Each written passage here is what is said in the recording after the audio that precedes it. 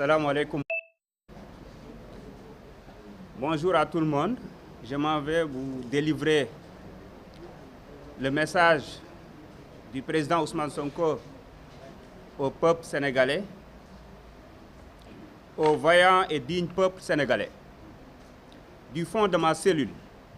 je continue à résister, à réclamer ma libération de cette arrestation qui n'est en fait qu'une prise d'otage politique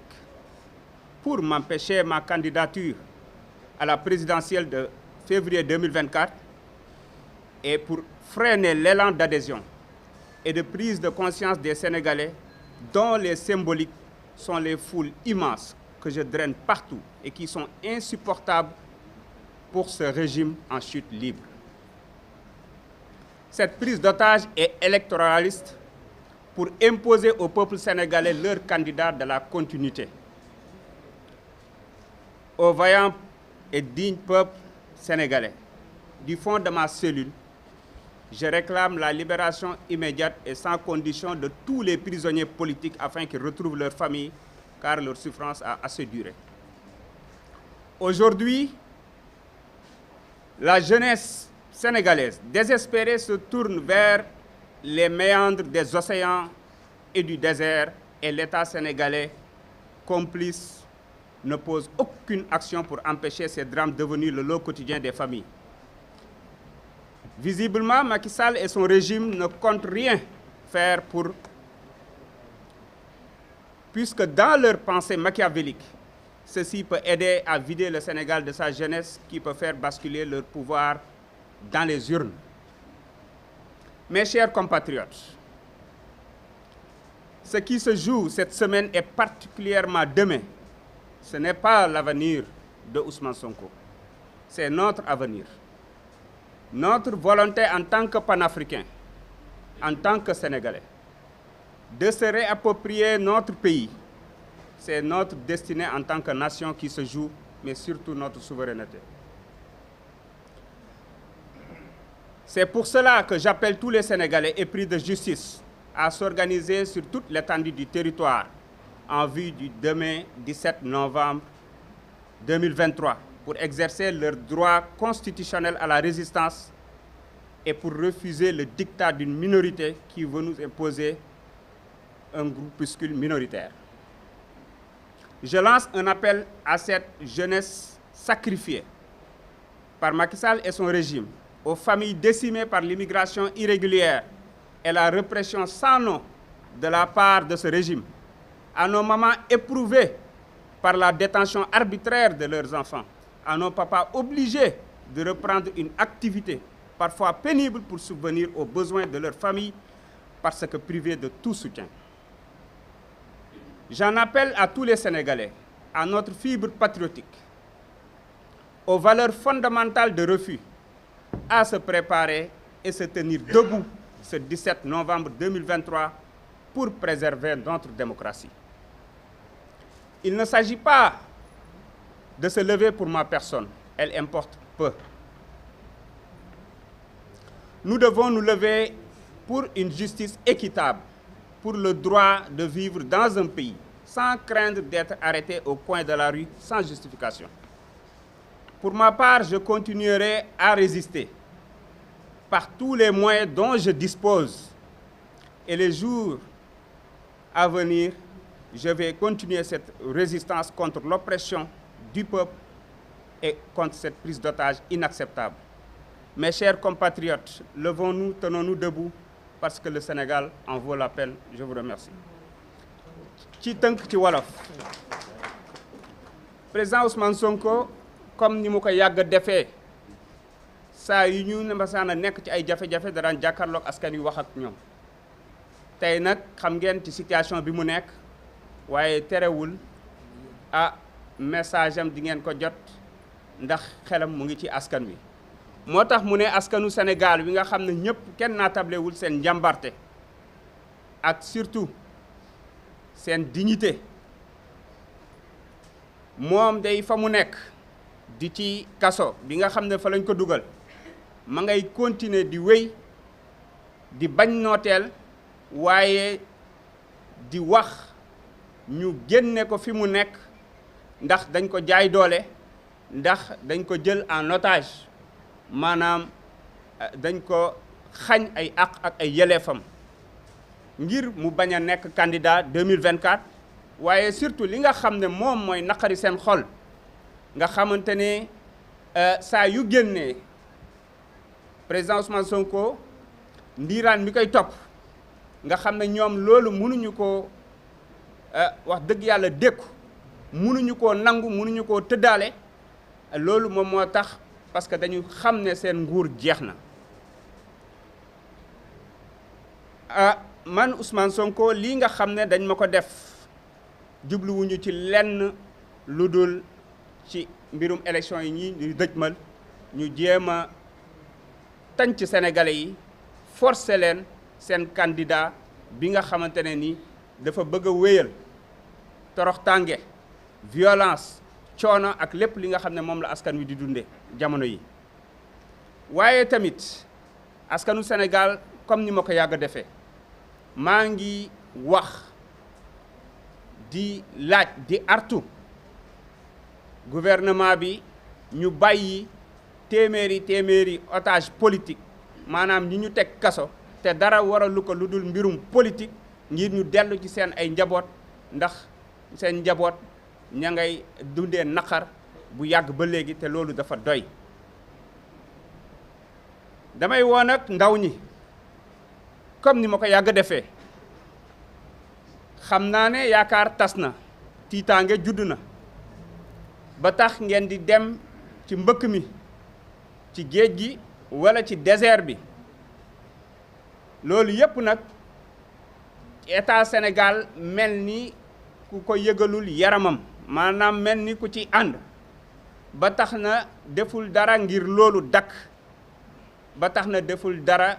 ngir massawu waaye dakkal coono ak naqar bi nga xam ne moom la sénégalais yi njaboot yi di dundee dafa mel ni ñoom dañu yaakaar ne ñooñu di dem dina tax ba duñu mën a wote ba dañu mën a nërmeel seen nguur gi nga xamante ne ni jeex na ba pare bu ñu demee le 24 février ci élection yi yéen askanu Sénégal li ma leen bëggoon a wax mooy lii nga xamante ne nii moo nekk di xew ci semaine bii du sama avenir waaye suñu avenir la ñu ñëpp avenir u Sénégal la suñu bëgg-bëgg la ñun en tant que aji bëgg réew ak ñi bëgg Afrique ngir jëlaat suñu réew ngir moomaat suñu bopp ndax kat suñu ëllëg ak suñu ëllëgu réew moo nekk di naxsaay loolu moo tax may woo sénégalais yi ñëpp ñi nga xam ne gëm nañu yoon bëgg nañu yoon di xeex ngir yoon ñu taxaw temm fépp ci Sénégal ak ci diaspora bi bésub suba bii nga xam ne mooy 17 novembre ngir mën a jël seen droit constitutionnel à la résistance pour bañ jaay doole ak forcé bi nga xam ne bëgg nañ ko forcé askanu Sénégal ngir rek jox leen tànnal leen candidat bi nga xam ne ñoom mooy seen candidat may woo ndawi Sénégal yi nga xam ne jàpp nañ ne Macky Sall ak régime am daf leen a wax fa dëgg yàlla sacrifié ak famille yi nga xamante ne ni daanaka ku ci nekk ma ngay jooy naqar ndax seeni doom yi des ci géej gi walla ci désert bi walla ñi nga xam ne ci répression bi am maanaam xeex yi fi amoon ak ñi fi rey ak ñu ni mel ña nga cay wéy di souffrir di woo suñu yaay yi nga xamante ne nii tey seen doom yi ñu jàpp mu ngi leen di sonal ci wàllum naqar waaye di woo suñu papa suñu waajur yi nga xamante ne nii donte noppalu woon nañu walla demoon nañu retraite dañoo jógaat di jéem a taaba di wut ay liggéey yu ndawaan ngir mën a remplacer seen doom yooyu ñu tëj ci kaso bi walla ñi dee ci géej gi walla ñi nga xam ne dañ leen rey ci manifestation yi pour mën a wax dëgg yàlla am lu ñu dundalee seen njaboot. donc damay woo sénégalais yépp ñi nga xam ne Sénégal moo dee seen xol maanaam ay aji bëgg réew lañu ay patriote lañu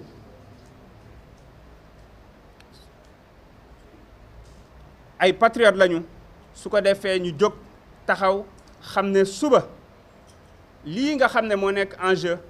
mooy démocratie wu Sénégal mooy avenir u Sénégal nekkul ne dañuy jóg ngir sama jëmm ji déedéet sama jëmm ju xeebu ji taxu leen a jóg waaye dañuy jóg ngir yoon bañ a jeng ngir yoon jaar yoon waaye dañuy jóg ngir taxaw xeex pour mën a dëkk nekk ci réew moo xam di fi dund te duñu ànd ak tiitaange que saa yoo génnee mën nañ la jàpp wala saa yoo waxee mën nañ la jàpp maanaam ngir génn. man nag ci li nga xamante ne nii moo ma soxal dinaa wéy di bañ nooteel kéem kattan ak fépp foo xamante ne nii falaa nekk di bañ nooteel ngir coono ak fitna gi ñu teg sama askan di bañ nooteel ngir ñu génne ñu ak mbooleem ñi nga xam ne ñu ngi ci kaso yi waaye yéen askanu Sénégal jóg jot na taxaw temm jot na ndax nag Sénégal jar na ko loolu mooy message bi nga xam ne président Ousmane Sonko indiloon na leen ko may wax ne président Ousmane Sonko wax na ak askan wi waaye day am loo xamante ne nii moom mënu koo wax waaye ñun ñi fi teew wax nañ ko te ñu bëri si ñoom ñi bëri ñi fi jaar wax nañ ko liñ ciy sof rek mooy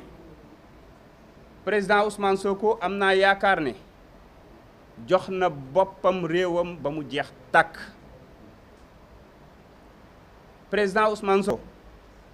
lépp loo xamante ne nii ku nekk cim réew bañ nooteel bëgg sa réew bokk ci réew yi gën a ñoŋ boo ko defee ak lu la ci mën di fekk da nga ko war a def moom def na ko ba looloo tax xoñañal gi ñu koy xoñañal 2016 ba léegi mu tegoo ko onkuwul deful dara ndax jàpp ne réewam jar na ko ma jàpp ne nag waruñoo gën a gore ñun askanu Sénégal ma jàpp ni lu ëpp ay juróom fukki ndaw yi nga xam ne faatu nañ ci ngir xeexal seen réew comme ni ko président Ousmane Sonko di defee waruñoo gën a gore ma jàpp ne lu mat junni prisonnier politique yi nga xamante ne nii tey ñu ngi ci biir prison yi waruñoo gën a gore ba tax na ñun kat war nañoo jóg comme ni ko fii sama naataango yi waxee bu subaa ñetti xew-xew am na benn bi mooy CEDEAO xam nañ ne dina joxe verdict bi ñaari mbir moo ci laxasu mooy mbirum Ousmane Sonko ak mbirum parti Pastef bi ñu dissoudre te ñoom gouvernement bi xam nañu ni CEDEAO dinañu jox dëgg moo tax ñu doon jéem a tappalee ka tardel beneen bi ci topp mooy Cour suprême may wax ne suba nag c'est pas un procès contre Ousmane Sonko c'est un procès de la justice, c'est un procès contre un juge. C'est un procès contre Sabassi Faye. Voilà un agent judiciaire de l'État qui demande à des magistrats de sanctionner ou d'infirmer un collègue magistrat qui n'a fait que dire le droit. C'est extrêmement grave ce qui se passe dans ce pays. moo tax ñuy wax ne suba nañ jàpp ne Sabassi Faye la ñuy àtte Cour suprême te ñoom juge yi ñooy àtte seen moroomu juge ndax lan dafa wax dëgg. waaye agent judiciaire de l'État ak ñi mu àndal di waa nguur gi nanguwuñu dégg dëgg boobu gis ngeen li ci topp yépp ba tax na ñu jàpp ne mën nañu jaar ci Cour suprême ngir gàntal loolu nga xamante ne nii moom la juge Sabassi Faye décidé woon. beneen bi ci des mooy marche bi nga xamante ne nii dañ koy organiser suba bu 15 heures jotee déposé nañ ay lettres d'information ci réew mi yépp waaye rawatina fii ci Ndakaaru nga xam ne suba la ci rond-point Jet d'eau ñuy wax ne Sénégal yëpp fii ak diaspora bi nañu génn ak ay couleurs nationales fees massivement